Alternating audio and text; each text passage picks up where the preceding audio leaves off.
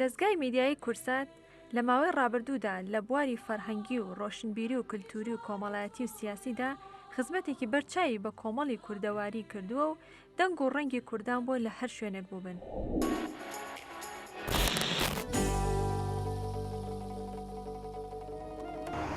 عزیزانی بنەوشە لە پایتەختی کوردستانەوە لە شارە جوانەکەی هەولێرەوە جوانترین سڵاوتان پێشکەشەکەین.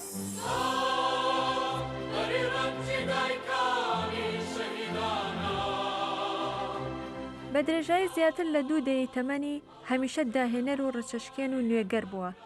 شاشەی هەواڵ و بەرنامەی سەنگین و کانیاوی سازگاری هونەر و ئەدەب و میوزیک و دراما و قوتابخانەی پیشەگەری و بەرپرسیارەتی و پاڵپشتی نەبەردیەکانی هێزەکانی پێشمەرگەی کوردستان بووە.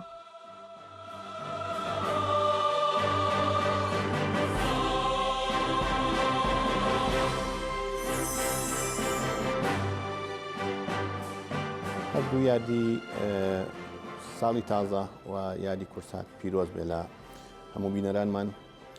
سوپاسی ئەوە دەکەم کە هەموو ساڵێک ئەرگە کێشن زەحمەتی کێشن دێن بۆ بەسەرکردنەوەمان.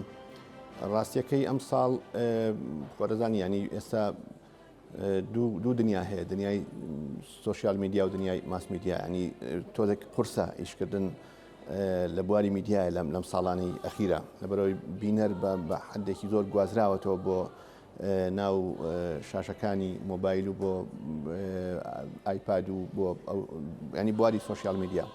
بۆیە تا حدێکی زۆر ئەم ساڵ ئەبێ بە گروپینێکیکەوە کە بە فکرێکی ترەوە بە هەزرێکی ترەوە لە بواری تەلەڤیزیۆنا بێنەوە پێشەوە. تقریبان کەمێک هەوڵمان داوە لەم بوارەیە، چەند بەرنامەیەکی تازەمان بەدەستەوەی لە بۆ کورسات نیوز و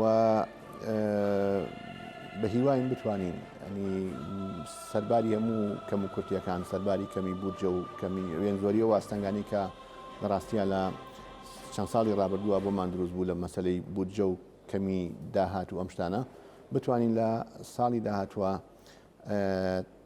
ئەو هەنگاوە باشەی کە لە ساڵی ڕابردووە نامان تا ئەم ساڵ لەم ساڵ بتوانین تەکمیلەیکەین. تا حدێکی زۆر ئێستا ئەوەی کە بەپێی ئەو ڕیسێرچ و ئەو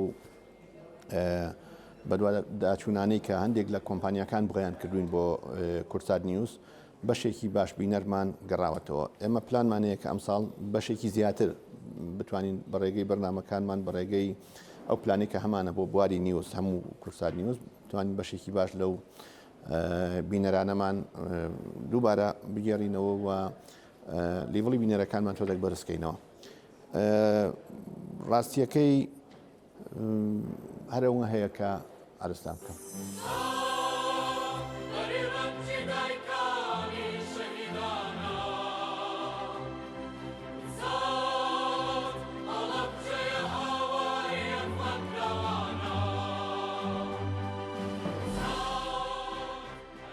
لەم یادەشدا ناکرێت جێدەست و ڕۆڵی گەورەی خات و هێرۆ ئیبراهیم ئەحمەد نادیدە بگرین و بە ڕێز و ستایشەوە لە ماندووبوونەکانی دەڕوانین و هەڵی دەسەنگێنین.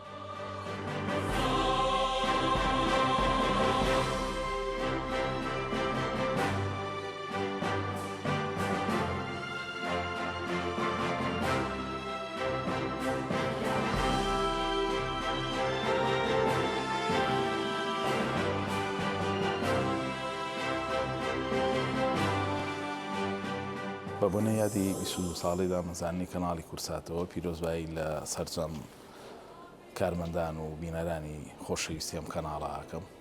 من پێم خۆشە لە یادی 22 ساڵی دامەزانی کورساتە سوپاسی هەوڵ و ماندووبوون و کۆشی بەڕێز هێرۆخان بکەم کە توانی کەناڵێکی جیاواز لە میدیای کوردیا دروست بکە. جیاوازی کەناڵی کورسات ئەوەیە کە کورسات هی تەنها ڕەنگێک و دەنگێک و توێژێک نییە. کورسات هی هەموو ڕەنگەکانە، هی هەموو توێژەکانە.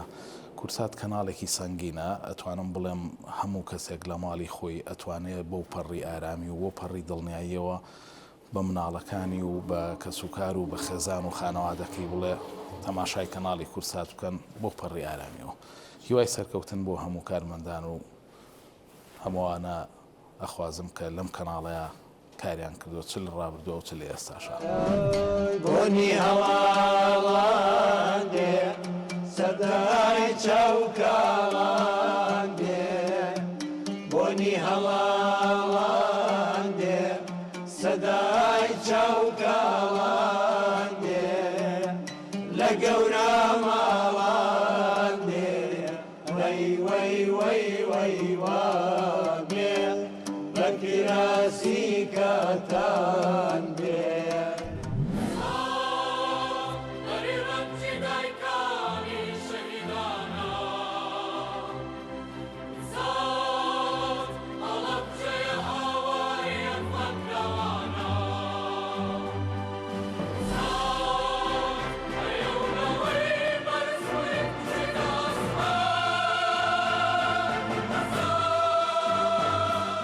لە یادی 20 ساڵەی دامەزانی دەستگای میدیای کورسات پیرۆزبایی لە خۆمان لەسەر جەم کارمەندانی دەستگاکەمان دەکەین وادارین ئەم ساڵ بەتە ساڵی نوێی کارکردمان کە پێمان نێوەتە نێوی ساڵێکی هەمیشە پڕ بەرهەم بێت هەمیشە پڕ داهێنان بێت کورسات هەمیشە ویستوەتی لە ساڵ لە دوای ساڵ هەمیشە خۆی نوێ بکاتەوە بۆ ئەم ساڵیش دڵنیام کۆمەڵک پرۆگرامی زۆر تازە هەیە کە وەکو سوپرایزێکە بۆ بینەرانمان دڵنیام لە ئاست چاوەڕێنەکانی بینەر دەبین هەندێک جار هەندێک ڕخنەمان ئاڕاستە دەکرێت دەڵێن ئێوە پەیامەکانتان خاون یان لە نێو سۆشیال میدیادا وجودتان نییە ئەمانە دەیسەلمێنێت ئێمە کە سوورین لەسەرەوەی کە هەلێنە سۆشیال میدیادا نامانێت ببینە تەنها کۆکردەوەی ڤیوەرەکان ئەمانوێت بینەرێک کە بینەری ڕاستەقینەن ئەو بینەرانن کە بە دوای کللتورەوەن بە دوای فەرهەنگەوەن بە دوای پەروەردە و ژینگە و هەموو بوارەکانی ژیانەوەن بینەری ئێمە بن هەر تارگێتی پرۆگرامەکانی ئێمەش بەو شێوازەیە هەمیشە ویستمانە بینەرانێک لە دەوری خۆمان کۆبکەینەوە بە بێ جیاوازی واتە هەموو ڕەنگێک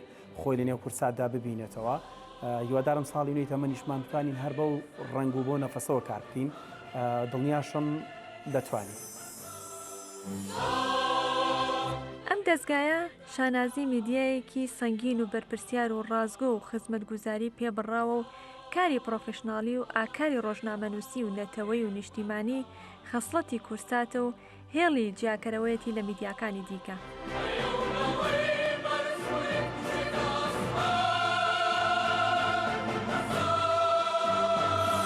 کورسات دامەزراوێکی میدیایی سەنگینە لە هەموو بارودۆخەکە ڕێزی بینەرەکانی خۆی گرتووە و هەمیشە بە بابەتی بە پێزەوە دێتەوە نێو ماڵەکانمان وەسەلماندوێتی کە کورسات دەنگی هەمووانە.